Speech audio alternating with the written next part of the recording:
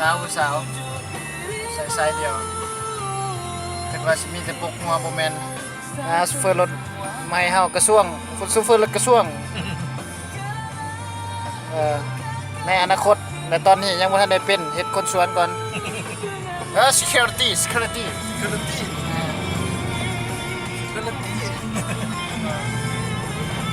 งานกำลังมุ่งหน้าไปวังสุตันไปวังสุตันอันนั้นโบสถ์พอสุตันอาจิฮัสนะบงเกียภูเก่าอันนี้เป็นlaw the law กฎหมายศาลของบรูไนดารุสสลามเป็นอะไรเพจเขางามบ่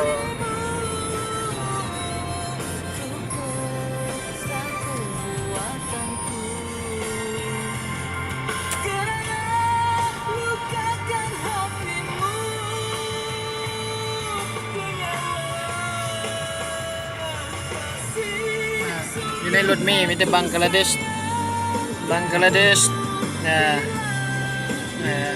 ขี่รถเมล์ส่วนหลาย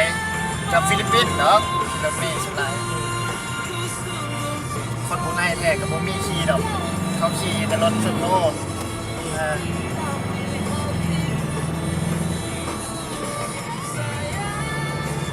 สายยางเพ่งมันก็ว่าเสียดายเด้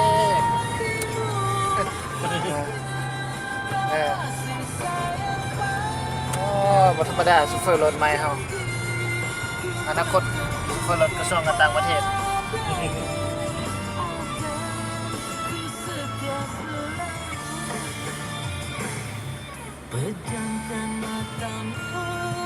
จังหวะดีเหรอ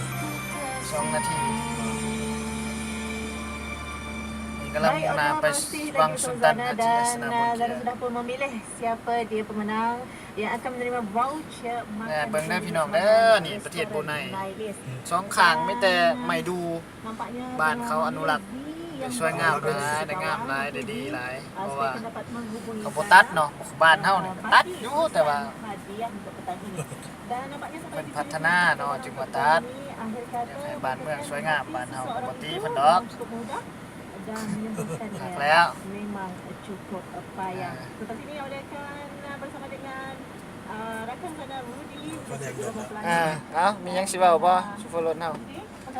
ออกบอลได้รอต่ออยู่บ่ธรรมดาพูดนะเวลาไทยใส่เกียร์รถมีเล็กหัวเบิ่งเอาเด้อพี่น้องนะกำลังสิเดินทางไปวังสุนตันอาจิฮัสนะบงเกียพูดตัวท่าแซงบ่นะบ่ธรรมดา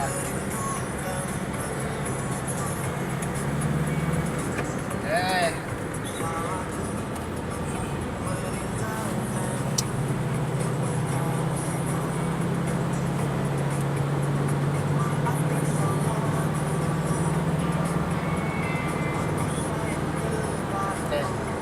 นี่แต่ไม่ดูเลยทั้ง2ข้างทางไม่ดูมาได้หรอ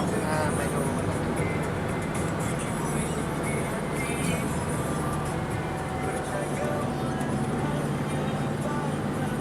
จริงจังขนาดขับรถนะเห็นคือซูเฟอร์ใหม่นี่แหละ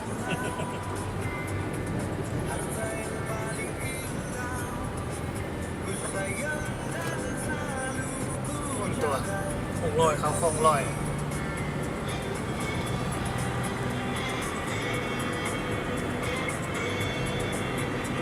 เป็นพวกทาง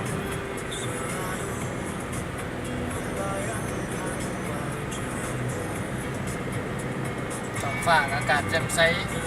งามหลายมื้อนี้นะ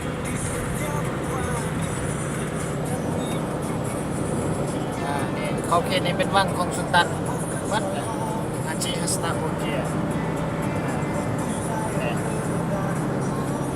เขาเขตนี้นี่ก็ใกล้สิฮอดหน้าวังแล้วเนี่ยหน้าวังของสุลต่านเด้มาแล้วบ้านกว้างขวางวังไปเพราะวันนี้มันสมมติ